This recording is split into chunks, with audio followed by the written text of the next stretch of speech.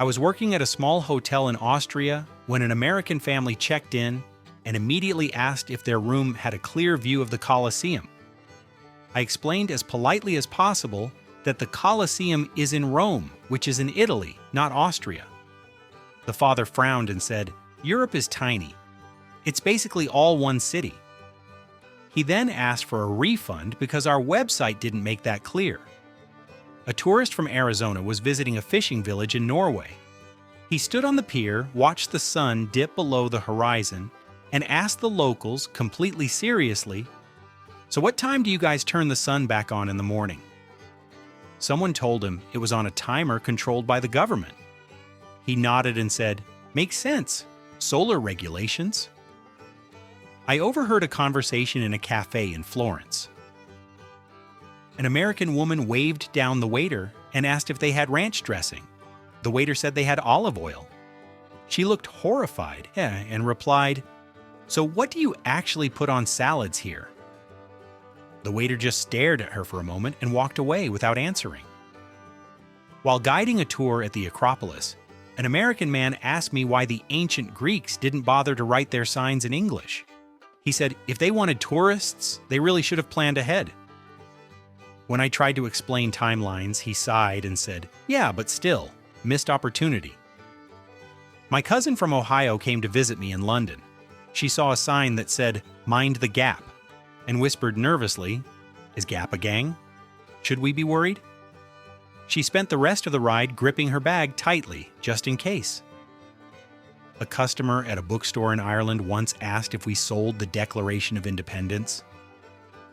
When I told her we didn't, she got offended and said, "But that's basically the rule book for freedom. Don't you need it?" She left after accusing us of being anti-American. At a wildlife park in New Zealand, an American tourist pointed at a sheep and asked how often they were replaced. The guide asked what he meant. The tourist said, "You know, when they wear out." He assumed livestock were mass-produced. In Seoul, I watched an American tourist try to pay for street food with a credit card and then got angry when the vendor didn't accept it. He shouted, "This is a global card!" as if that settled the issue. In a pub in Dublin, an American woman told my friend that his accent was too strong and asked if he could speak more normally. My friend replied, "This is normal, you're just far from home." She didn't laugh. My uncle was driving an American friend through Germany when they passed a sign that said Ausfahrt. The American panicked and yelled, "We missed it! We were supposed to stop at Ausfahrt." He was disappointed to learn it just meant exit and not a historic town. I work at a cafe in Toronto. An American tourist paid in US dollars and then demanded his change back in US dollars too. When I gave him Canadian coins, he asked if they were special edition tokens. When I was studying in England, my American roommate asked what time the king comes out to wave at people every day. She thought the monarchy worked like a theme park attraction.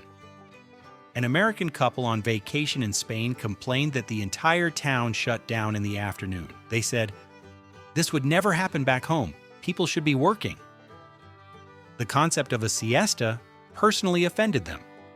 In a cheese shop in France, an American man asked for $2 worth of cheese. When the shopkeeper didn't understand, he waved a dollar bill at the cheese like it was a measuring device. In a college class, a student insisted that Europe was a country and wanted to know its capital. When corrected, he said, "Okay, but what's the main one?" My American friend rented a car in the UK and called me screaming because everyone was driving on the wrong side of the road. He was convinced it was a national prank. At the pyramids in Egypt, I overheard an American teenager say, "This looks fake. It's probably a replica for tourists." Her dad agreed and said the real pyramids were probably somewhere else.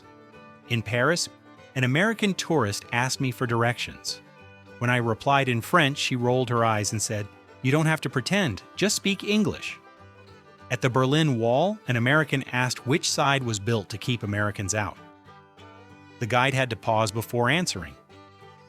An American I met was convinced New Zealand was part of Australia because it's right next to it on the map. He said, "That's how states work." In Italy, a woman asked where the statue of David's clothes were. She was upset that it wasn't family-friendly. In Amsterdam, an American asked why they don't celebrate the 4th of July. When told it's an American holiday, he replied, "Yeah, but freedom is for everyone." In Sweden, a student asked why Europe didn't discover America first if it's older. The professor just stared at him. At a currency exchange in London, an American asked for European money. He didn't mean euros. He meant one kind of money for the whole continent. In Iceland, an American tourist asked how much it cost to keep all the ice frozen. He assumed it was refrigerated.